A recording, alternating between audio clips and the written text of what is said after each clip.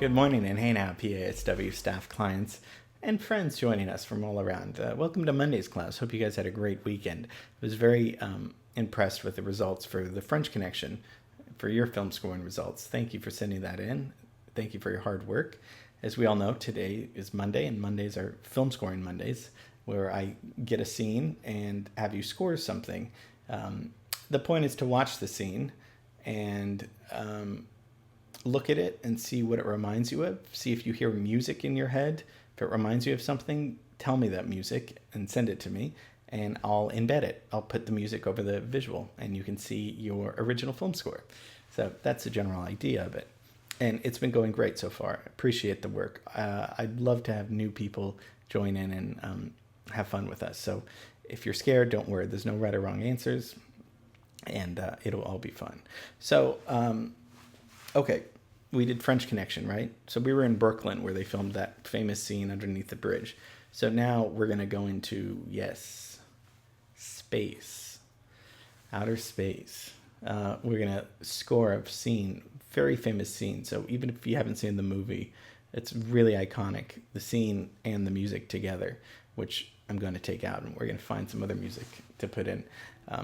Today we'll be looking at the very controversial, monumental, experimental film, Stanley Kubrick's film 2001: A Space Odyssey.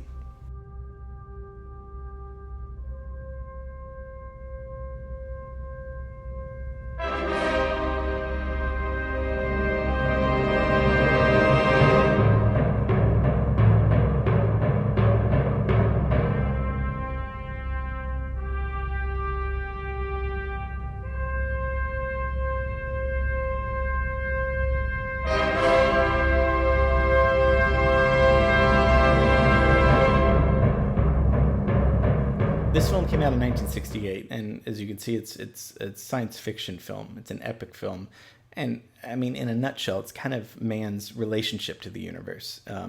It's a long movie, and it's experimental in many ways, visually, musically, and we'll talk a little bit about Kubrick. We'll talk about the making of the movie and the importance of it, and then we'll talk about your scene that we're going to be scoring together. So technically, this should be fun. We'll see. Okay, so welcome to 2001: Space Odyssey's class.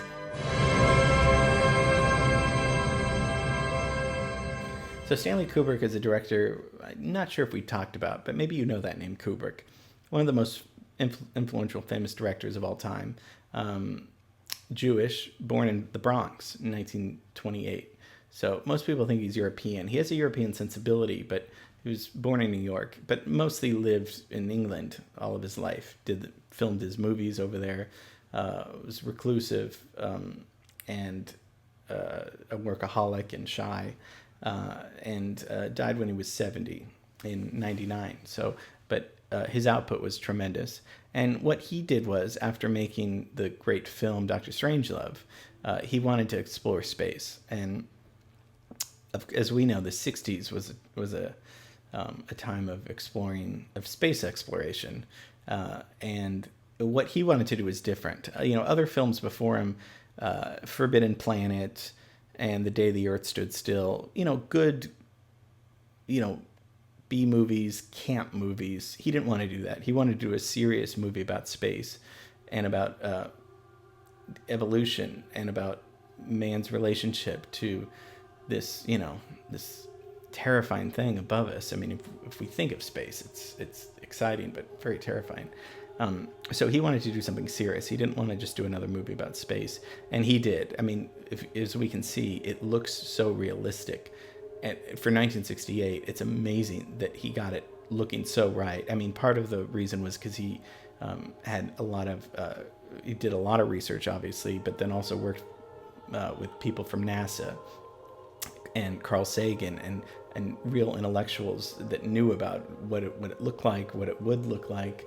You don't see any aliens in this movie, but because he didn't want to go that route, which is probably good, because it's an existential film. It raises a lot of questions, and and isn't really a conventional film like that. It's an experience. I mean, John Lennon saw it every week, he said, and people were going to the theaters, and it was, it's like a trip. It was like being on a trip. It's a fantastic movie. It's so great.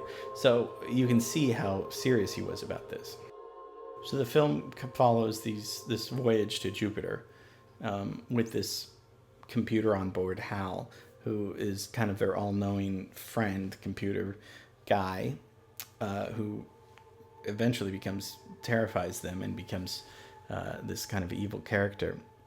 And it's funny how ahead of his time Kubrick was, because if we think of Hal and that relationship, it's hard not to think of Siri and Alexa, devices, computers that are listening to us, whether we like it or not. And Hal is that character. And so for 1968, it's crazy. The big thing is, this is the first time, it's Apollo 8. This is the first time a human being or human beings travel to the moon. So this is pretty great timing for Kubrick. Obviously, the Russians went to space first, or a Russian went to space in 1961, so 7 years before this, and then the American was a month later. So Alan Shepard is the American, and then Yuri Gagarin was the Russian. So we had been into space before this, but 68 was the first time a man was on the moon. And when the movie came out in 68, I think I heard some kind of conspiracy that there's it's ridiculous, and we're digressing a little bit, but that that for the people that didn't think we actually landed on the moon, that they kind of thought that Kubrick was hired secretly by the government to stage a landing because his movie 2001 looks so realistic. I can see that. I don't believe it, but I mean I can kind of see that.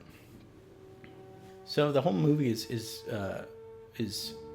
the score in the movie is all classical music. They're all famous classical pieces written hundreds of years before, and as we talked about, most big feature films had elaborate film scores written, and we talked about those composers. And so he hired Alex North, who's a very famous film composer, written Spartacus, and also he worked on Dr. Strangelove, tons of movies. And but Kubrick had classical pieces in the temp score. We know what a temp score is, just something the director puts in until the composer replaces it. Well, Kubrick never used Alex North's score, and didn't really tell him. So Alex North didn't learn that his music wasn't used until he saw it at the premiere. So that must have been too bad.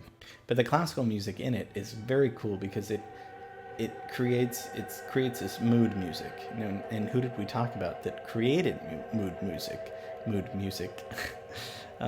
Eric Satie, right? With background music, wallpaper music, somebody that puts a mood into the classical music. So Stanley Kubrick's using this in his film.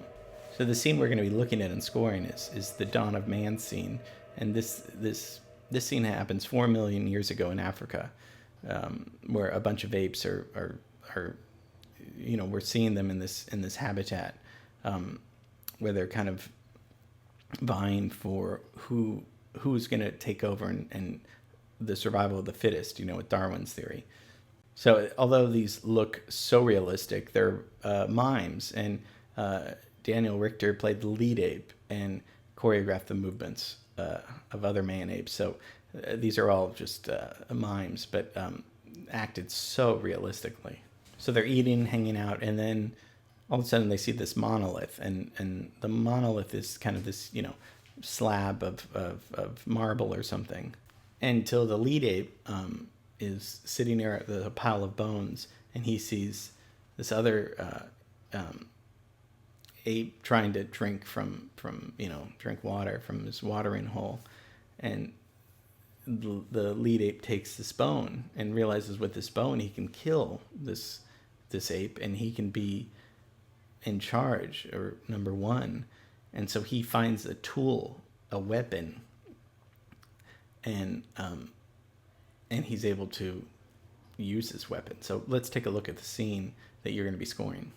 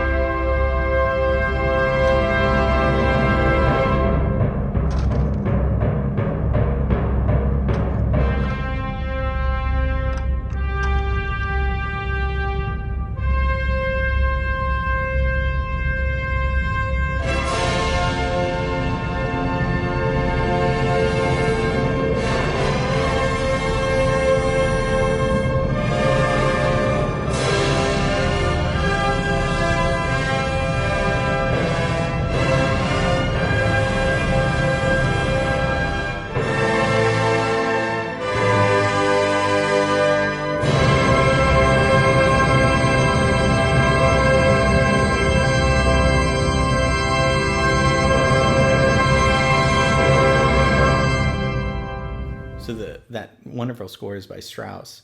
Richard Strauss, we haven't talked about. He's a very famous German composer. So it's a tone poem, also Stock Zarathustra, and by Strauss, and I mean, it makes you feel so energetic, so heroic, but also frightening.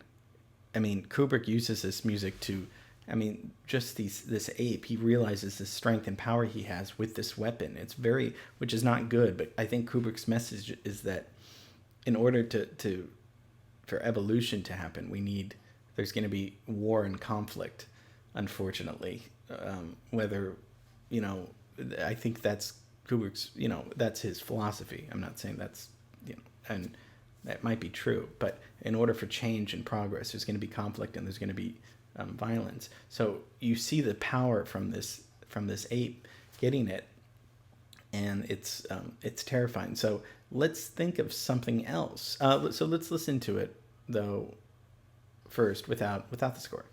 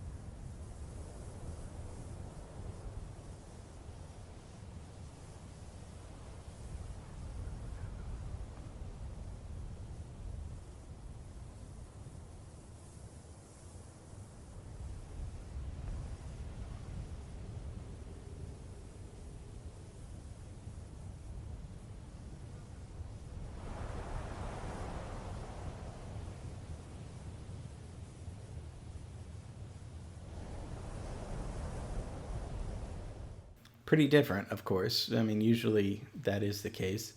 This is it's a very empowering scene, but it's frightening in a way. It's one of those that it's like it's one thing to feel powerful, but then it's really scary when we feel powerful and we don't mean to feel powerful, but something in us, the adrenaline or something, gives us power and rage that we're not aware of sometimes. And I don't know about you, but for me, when I get that, it's kind of terrifying because it means you're almost in a different state of consciousness in a way that can be scary because we're primal beings, we're human beings, but we're also animals, and we're primal in certain ways. So it's such a great scene, and if you want to see the movie, I recommend it. It's so terrifying and fascinating and cool. So I'm very excited to see what you guys come up with. So send it to me by Wednesday at midnight, and we'll see it on Friday for Stanley Kubrick's 2001 Space Odyssey. Okay, cool. Yes, definitely said it all. And okay, so love you guys, miss you guys. See you soon.